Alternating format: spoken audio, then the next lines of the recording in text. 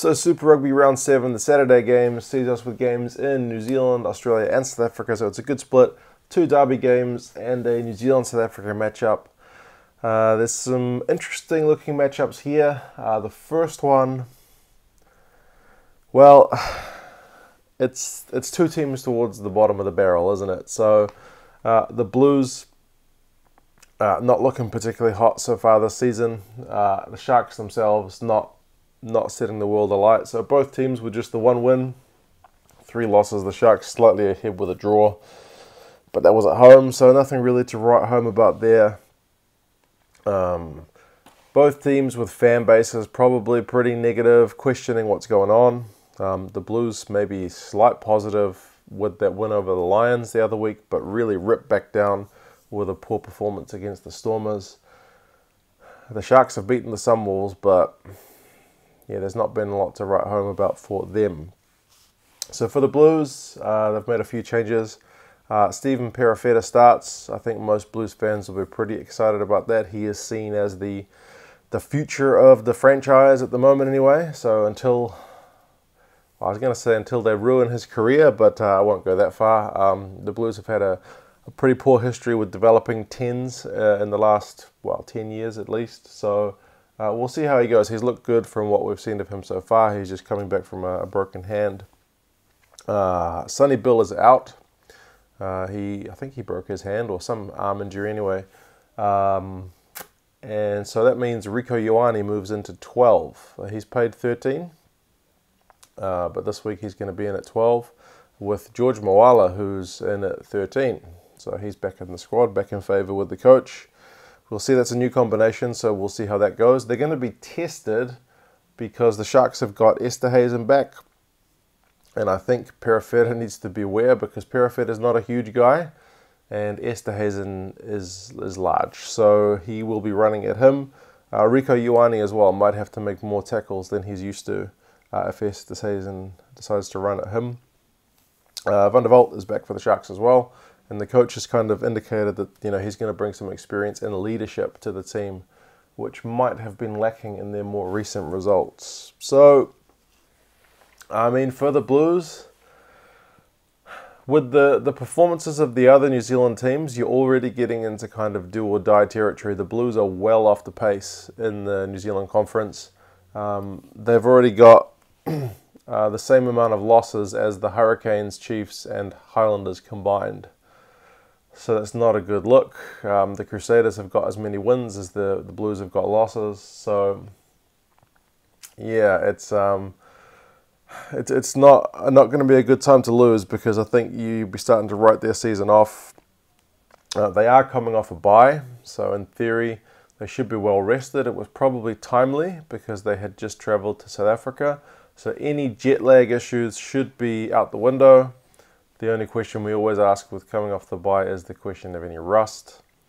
I mean, if they're doing their training properly, hopefully not, but it kind of remains to be seen. With a few new combinations, it might be not quite a totally polished performance from kickoff.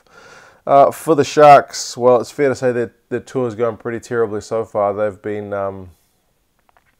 poor in their 2 performances against the Australian teams, especially that one against the Rebels where they just got taken to school, didn't they? So yeah, they'll need to show a marked improvement. And the Blues are the kind of team, like, they're hot and cold, they're up and down. So, and sometimes it's even within a match. Like, they can start slowly and then come back into it, as they showed against the Lions, or sometimes they can start well and then just kind of go off the pace, as they've done a lot of times against New Zealand teams. So there's going to be an opportunity for the Sharks there to take it. I doubt the Blues will be able to put in a full solid 80. And if the Sharks can take their opportunities while they're there, there's no reason why they can't upset this one.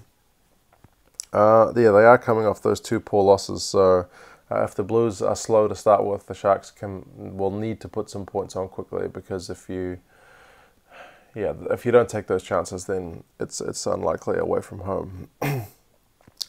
They played last in 2016, so it's been quite a while. They haven't seen each other for a bit. The Blues won that one in 2016, and the previous 4 times the Sharks have won. So the Sharks have got a pretty good record against the Blues. Not that many teams have been coming into New Zealand and winning in Super Rugby though, so the Blues are definitely the favourites. The bookies have got them by 14 winning this one, so the Blues are pretty heavy favourites in this one. But as I say, you really never do know which team is going to show up with the Blues. The Sharks just need to show up because they haven't really been doing that of late. In the next game, it's an all-Aussie affair with the Brumbies taking on the Waratahs in Canberra. It's got a look of a bit of a, I don't know, a big rivalry game anyway that should be a bit of, I don't want to say biffo, but there should be some attitude in this game for sure, because both these teams are a step behind the Rebels. The Rebels have got, double the wins. They're on 4, and both these guys need to win this game to just stay one step behind. Like, they're already 2 steps behind, so it's very important that both of them to get a win. But obviously, only one's going to do it. So there's a lot of pressure on both of these teams to get a win. For the Brumbies, Sam Carter's still out. He's not quite right. They're easing him back in. They keep Hawara at 10 and Lealiafano at 12. That seemed to work for them well in their win over the Sharks.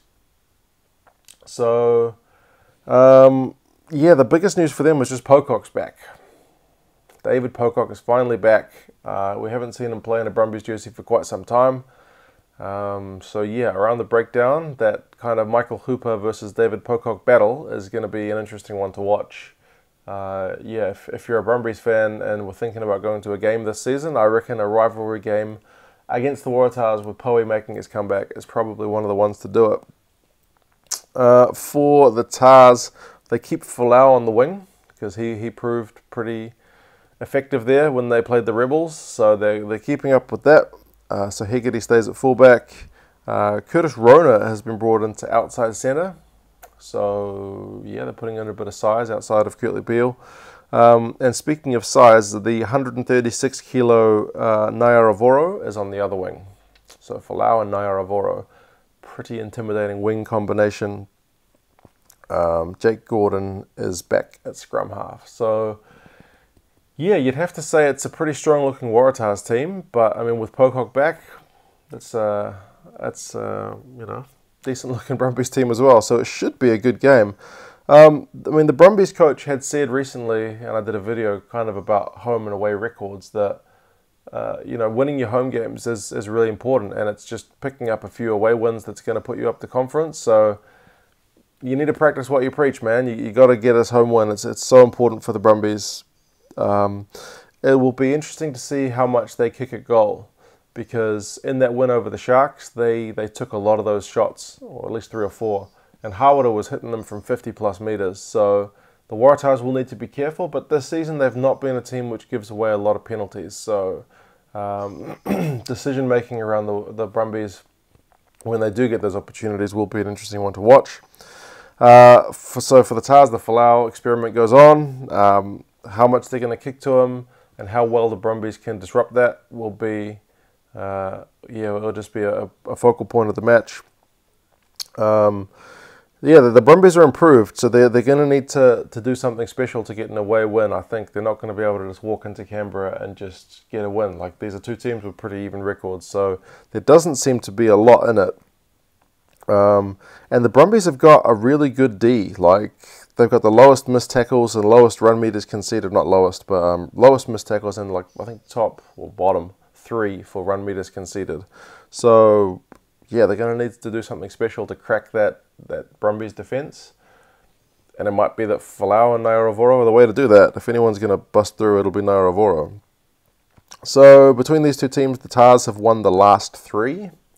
So, they've got a decent record against the Brumbies. And the bookies have got the Tars, despite the fact that they're away, at 2 point, winning it by 2 points. So, still tight, but Tars slight favourites away from home.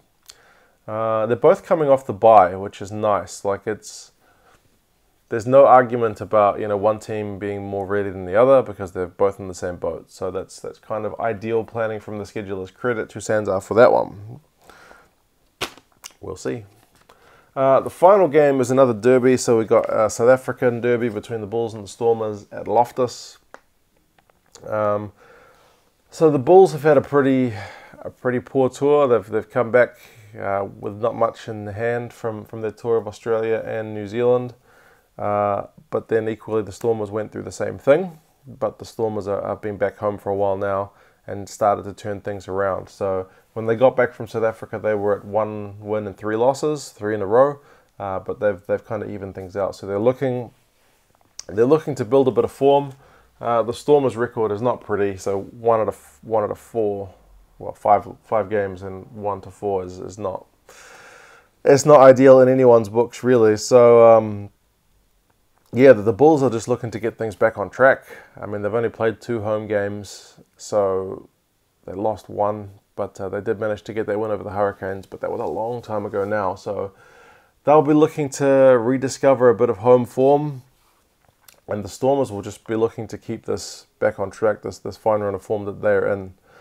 For the Bulls, Strauss starts in the number 2 jersey, so that'll be his 149th Super Rugby cap, making him the most capped Super Rugby South African player ever, so kudos to him for that. Van Zyl is in for Papia, and there's no Snyman and Diaka in the second row. So that's really unfortunate, because that's been one of the main weapons of the Bulls this season. Is like they've got a young team in many departments, but their locking combo was almost second to none. Whereas the Stormers have had a lot of line-out trouble, so that would have been an area where you'd think they'll target. But I mean, they've got Jenkins and Liebenberg, so not terrible, but obviously you'd rather have Snyman and Diaga starting if you could. For the Stormers, so Maria and Lades are back at 15 and 14, so that's really good news for them. 2 kind of excitement machine players. Duvanaka is out, which is a pity. He's done his ribs in that last game. I think it was Khaleesi that did it to him as well. So Phillips gets the start, and finally Skara Intubeni is back on the bench. So it's been a long time since I've seen him play. I'll be keen to see how many minutes he gets and how he goes. Hopefully he does not get hurt, because we want to ease him back into it and get him playing some regular Super Rugby. So just in terms of the importance of this game, the Bulls are dead last in the South African Conference. They are behind the Jaguares, but they do have a game in hand. This is it. So they need to get a result, otherwise they're being left for dead, really. But, I mean, no one's expecting miracles of the Bulls this season. It is a building or an experience year, so they need to... I mean, they need to get the experience, so no one's really expecting them to get all the results. But in a South African derby match at home, you're going to be at least expected to challenge, if not win this one. Fans aren't going to be going home happy if they've sent the Stormers back to Cape Town with some water, which I think they're doing as a promotion for this game, and points, 4 points. For the Stormers, they're almost within touching distance of the Lions. So the Lions are, I think, 5 points ahead, so they're not too far away. And the Lions have got the Crusaders this weekend, which could be a hard game. I mean, it's a hard one to call. But if there's ever a time that you need to get an away win and put some extra pressure on the Lions going into that game against the Crusaders, it is definitely this one. So if they can get an away win, they'll put themselves right in that conversation and possibly put some thoughts into the Lions' heads before this game against the Crusaders. The Stormers won both their matches last year against the Bulls, and they are also 2-point favourites, although I've seen other sites say 4. The local New Zealand bookmaker anyway has the Stormers by 2, so it's predicted to be a tight one. The Bulls, of course, have that travel back from New Zealand to worry about, whereas the Stormers have just gone up from Cape Town. So in theory, the Stormers should have the better legs for this one, but at altitude you never know. Right, so 3 interesting games.